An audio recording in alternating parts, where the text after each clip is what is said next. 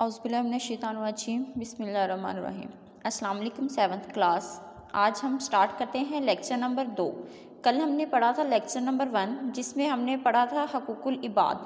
हकूकुल इबाद से मुराद जो है वो बंदों के हकूक़ होते हैं, और बंदों के हकूक़ में रिश्तेदारों के, हमसायों के, वालिदैन के और मरीज़ों के, मेहमानों के हकूक़ जो हैं वो शामिल होते हैं। कल हमने पढ़े थे रिश्तेदारों के हकूक़, आज हम पढ़ेंगे मेहमान के हकूक़। इस्लाम हर शख्स की इज़्ज़त व तौक़ीर का दर्स देता है कि हर शख्स की इज़्ज़त करने का जो है वो कहता है कि हर शख्स की जो है वो इज़्ज़त की जाए। चुनांचे उसने मेहमान की इज़्ज़त व एहतराम और ख़ातिर तवाज़ा की तालीम भी दी है। ख़ातिर तवाज़ा होता है कि मेहमान नवाजी करना, कि कोई मेहमान आपके घर आ गया है तो उसकी अच्छे तरीके से जो है देखभाल की जाए, उसके खाने पीने का जो है वो अच्छा सा इंतज़ाम किया जाए। उसके बाद है दीगर लोगों की तरह मेहमानों के भी हकूक़ मुतय्यन किए गए हैं। मुतय्यन होता है मुकर्रर किए गए हैं। जहाँ वालिदैन के, रिश्तेदारों के, हमसायों के हकूक़ मुकर्रर किए हैं, वहीं अल्लाह ताला ने मेहमानों के हकूक़ भी जो है वो मुतय्यन किए हैं, जिनके अदा करने की ताकीद और इस पर अजर सवाब का वादा किया गया है। मेहमान की आमद को बाइस बरकत और रहमत करार दिया गया है। अल्लाह ताला ने हज़रत इब्राहीम अलैहिस्सलाम की जिन खूबियों का जिक्र फरमाया, उनमें से एक ये भी थी कि वो हद दर्जा मेहमान नवाज थे, कि वो बहुत ज़्यादा मेहमान नवाज थे कि जब तक उनके घर कोई मेहमान नहीं आता था वो खाना नहीं खाते थे। वो राह चलते मुसाफिर को जो है वो अपना मेहमान बना लेते थे।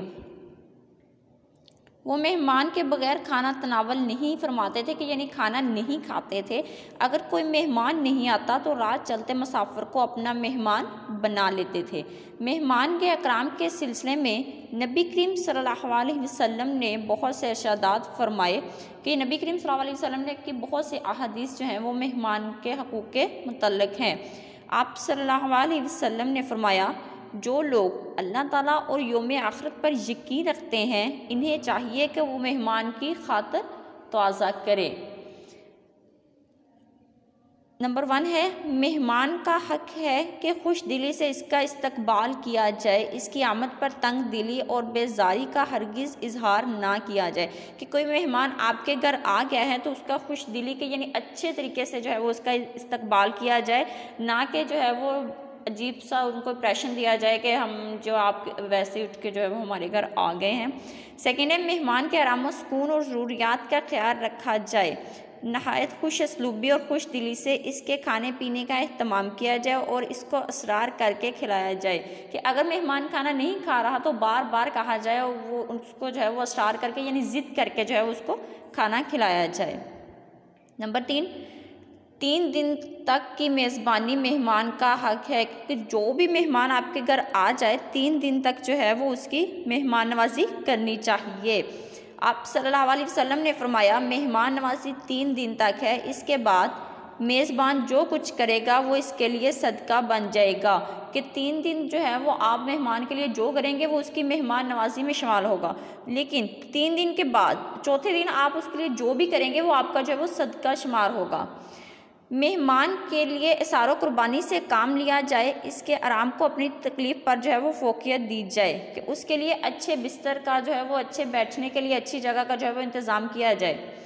मेहमान को इज़्ज़त और एहतराम के साथ रुखसत किया जाए और घर के दरवाजे तक छोड़ा जाए। आप सल्लल्लाहु अलैहि वसल्लम ने फरमाया, आदमी अपने मेहमान के साथ घर के दरवाजे तक निकल आए, कि आदमी जो है वो मेहमान को अपने कमरे से ना कह दे के चलें भाई ठीक है, बल्कि उसको दरवाजे तक, अपने गेट तक जो है वो छोड़ने जाए। मेहमान के बारे में नबी करीम सल्लल्लाहु अलैहि वसल्लम का तर्ज़ अमल, नबी करीम सल्लल्लाहु अलैहि वसल्लम बेइंतहा मेहमान नवाज थे, यानी बहुत ज़्यादा मेहमान नवाज थे।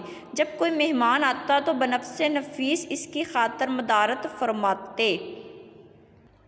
बनफ्से नफीस का मतलब होता है कि अच्छे तरीके से जो है वो उसकी खातिर मदारत करते थे, कि यानी उसके जो अच्छे तरीके से मेहमान नवाजी करते थे, कि मेहमान का हक जो है वो कोई रह ना जाए। मेहमान को असरार के साथ खिलाते। कभी ऐसा भी होता कि मेहमान आ जाते और घर में जो कुछ मैसर होता, कि यानी जो कुछ घर में मौजूद होता वो मेहमान की खातिर तवाज़ा में पेश कर देते, यानी मेहमान की खिदमत में पेश कर देते जो भी कुछ घर में मौजूद होता। आप सल्लल्लाहु अलैहि वसल्लम रात में उठ कर मेहमान की खबर गिरी फरमाते कि मेहमान के बारे में जानते कि मेहमान जो है वो आराम से सो रहा है, उसको जो है वो बिस्तर पे कोई तकलीफ़ बिस्तर तो नहीं है, उसके लिए जो है वो आराम से है। इस्लामी तालीमात का तकाजा है कि हम मेहमान के हकूक़ खुश दिली से अदा करें। ये इस्लामी तालीमात यानी इस्लाम हमें इस चीज़ का दर्स देता है कि हम मेहमान के हकूक़ जो हैं वो अच्छे तरीके से अदा करें और इससे बेरुखी और बेमरवती का बर्ताव ना करें, बल्कि इसकी खातर तवाज़ा करके अल्लाह ताला की खुशनुदी हासिल करें कि मेहमान की जो है वो खातर मुदारत मेहमान नवाजी करके जो है वो अल्लाह ताला की खुशनुदी यानी अल्लाह ताला की रज़ा जो है वो हासिल करें। इसके बाद है मरीज़ के हकूक़। मरीज़ अपनी खबरगिरी के लिए दूसरों का मोहताज होता है कि मरीज़ अपनी देखभाल के लिए दूसरों का जो है वो मोहताज होता है। चुनाचा दीन ने इसे बेयारो मददगार नहीं छोड़ा बल्कि इसके हकूक़ मुकर्रर किए। जहाँ अल्लाह ताला ने मेहमान के हकूक़ मुकर्रर किए हैं, वहीं अल्लाह ताला ने मरीज़ के हकूक़ भी जो है वो मुकर्रर किए हैं, क्योंकि मरीज़ जो है वो अपनी देखभाल खुद नहीं कर सकता।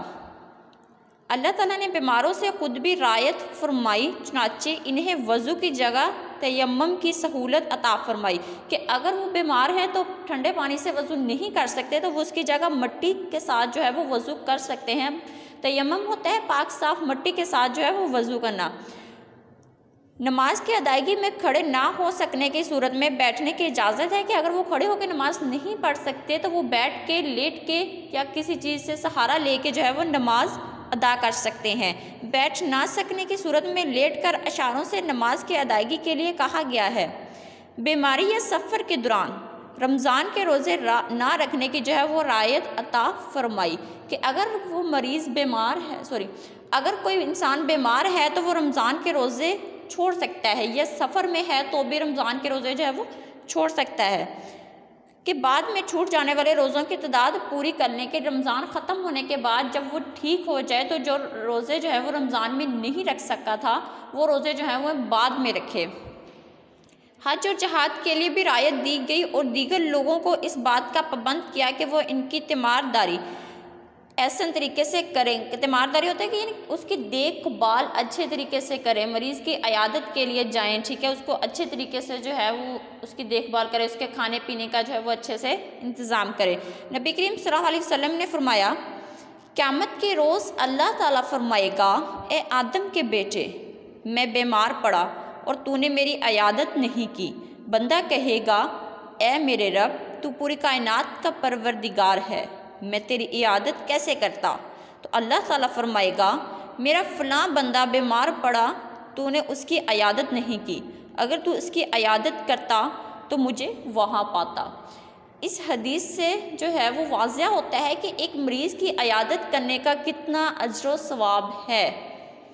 नबी करीम सल्लल्लाहु अलैहि वसल्लम ने एक मुसलमान के दूसरे मुसलमान पर जो हकूक़ बयान फरमाए उनमें से एक हक़ ये भी है कि जब वो बीमार पड़ जाए तो इसकी अयादत करे, कि उसको पूछने के लिए जाए, उसकी देखभाल करे, उसको जो है वो उसके लिए दुआ करे।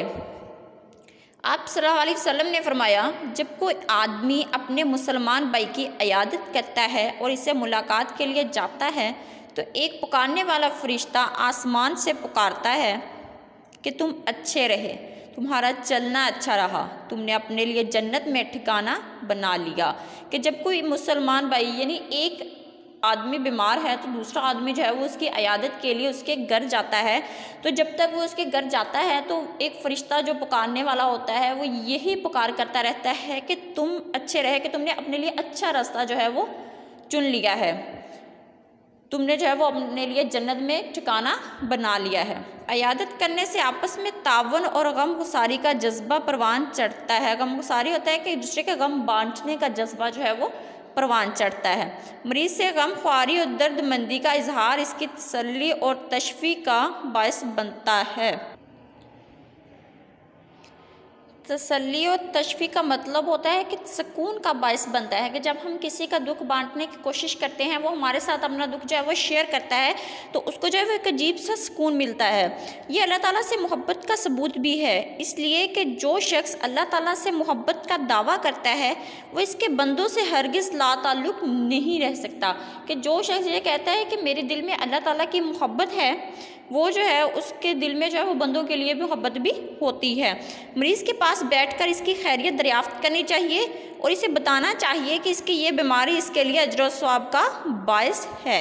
इसलिए कि नबी करीम सल्लल्लाहु अलैहि वसल्लम ने फरमाया, मोमिन को जो तकलीफ़ पहुंचती है वो इसके गुनाहों का कफ़ारा बन जाती है। अगर वो बीमार हो जाए और सब्र के साथ बीमारी की तकलीफ़ बर्दाश्त करे तो तो आखिरत के शदीद अजाब से बचाने का बदल बन जाती है। कि नबी करीम सल्लल्लाहु अलैहि वसल्लम ने फरमाया कि जिस शख्स को बुखार होता है, बुखार में जो है वो उसके गुनाह जड़ते हैं कि जितनी तकलीफ़ ज़्यादा होगी, जितनी बीमारी जो है वो ज़्यादा होगी, वो आखिरत के अजाब से बचाने का बायस बन जाती है और वो गुनाहों से पाक साफ हो जाता है। मरीज़ की शफा याबी के लिए दुआ करनी चाहिए कि उसके जो है वो ठीक ठाक होने के लिए जो है वो दुआ करनी चाहिए। आप सल्लल्लाहु अलैहि वसल्लम जब किसी मरीज़ की अयादत फरमाते तो फरमाते, घबराने की बात नहीं, अल्लाह ने चाहा तो ये मर्ज़ जाता रहेगा और ये बीमारी गुनाहों से पाक होने का ज़रिया बनेगी। हमें भी चाहिए कि जब भी किसी मरीज़ की अयादत के लिए जाएं तो उसके लिए जो है वो अच्छी दुआ करें, उसको हौसला दें, उसको हिम्मत दें कि ये बीमारी जो है वो ख़त्म हो जाएगी, टेंशन ना ले।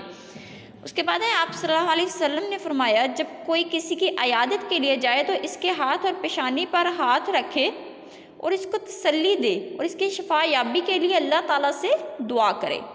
मरीज़ से अपने लिए भी दुआ की दरख्वास्त करनी चाहिए।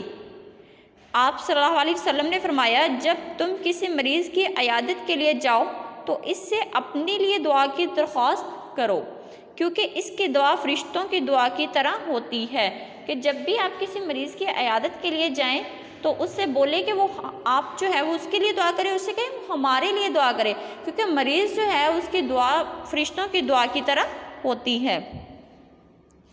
मुस्लिम हो या गैर मुस्लिम, सबकी अयादत करनी चाहिए, इसलिए कि नबी करीम सल्लल्लाहु अलैहि वसल्लम यहूदियों और मुनाफिकों सबकी अयादत के लिए तशरीफ़ ले जाते थे। कि आप सल्लल्लाहु अलैहि वसल्लम कोई भी बीमार होता था तो उसकी अयादत के लिए जाते थे। मक्का में एक दफ़ा एक बूढ़ी औरत थी, वो डेली आप सल्लल्लाहु अलैहि वसल्लम पर जो है वो कूड़ा फेंकती थी। एक दिन जो है उसने कूड़ा नहीं फेंका। हुज़ूर पाक सल्लल्लाहु अलैहि वसल्लम ने पता किया तो हुज़ूर पाक सल्लल्लाहु अलैहि वसल्लम को पता चला कि वो बीमार है, तो हुज़ूर पाक सल्लल्लाहु अलैहि वसल्लम उसकी भी अयादत के लिए गए थे। इसीलिए हमें भी हर किसी के अयादत के लिए जाना चाहिए। ये नहीं देखना चाहिए कि कोई हमसे बड़ा है, मर्तबे में बड़ा है, कोई मर्तबे में जो है वो छोटा है। अल्लाह ताला की नज़र में जो है वो सब बराबर हैं।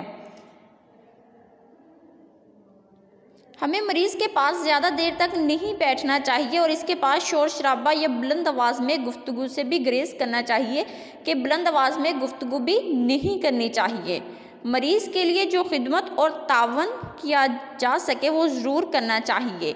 अगर डॉक्टर ने मरीज़ से मिलने से मना किया है तो मरीज़ से मिलने की कोशिश नहीं करनी चाहिए। कि अगर डॉक्टर ने मना किया है कि मरीज़ को मुकम्मल टोटली रेस्ट करना चाहिए, उसको नहीं इतनी देर जो है वो बोलना, तो आप जो है वो मरीज़ की अयादत के लिए ना जाएं, बल्कि जब वो थोड़ा सा ठीक हो जाए, बोलने चलने के काबिल हो जाए, तो तब जो है वो उसकी अयादत के लिए जाएं। और अस्पताल में मजमा लगाने से ग्रेज़ करें, कि यानी अस्पताल में जमा होने से जो है वो ग्रेज़ करें। अगर मरीज़ की बीमारी संगीन है कि यानी बहुत बड़ी है तो इसे हस्पताल के इंतहाई नागहाशत के वार्ड से कमरे में भेज दिए जाने या हस्पताल से छुट्टी मिलने का इंतज़ार करना चाहिए। फिर जब वो घर आ जाए फिर जो है वो उसकी अयादत के लिए जाना चाहिए। किसी भी मरीज़ की अयादत का बेहतरीन तरीका ये है कि हस्पताल के मुलाकात के औकात की पाबंदी की जाए, क्योंकि इसकी बेवक़्त अयादत मरीज़ और हस्पताल के अमले के लिए ज़हमत का बायस बन सकती है, कि यानी तकलीफ़ का बायस बन सकती है। यहाँ तक आप लोगों ने करना है। आज हमने पढ़े मेहमान के हकूक़ और मरीज़ के हकूक़। इसमें कोई भी क्वेश्चन है तो आप लोग जो है वो मुझसे पूछ सकते हैं। शुक्रिया। अल्लाह हाफ़िज़।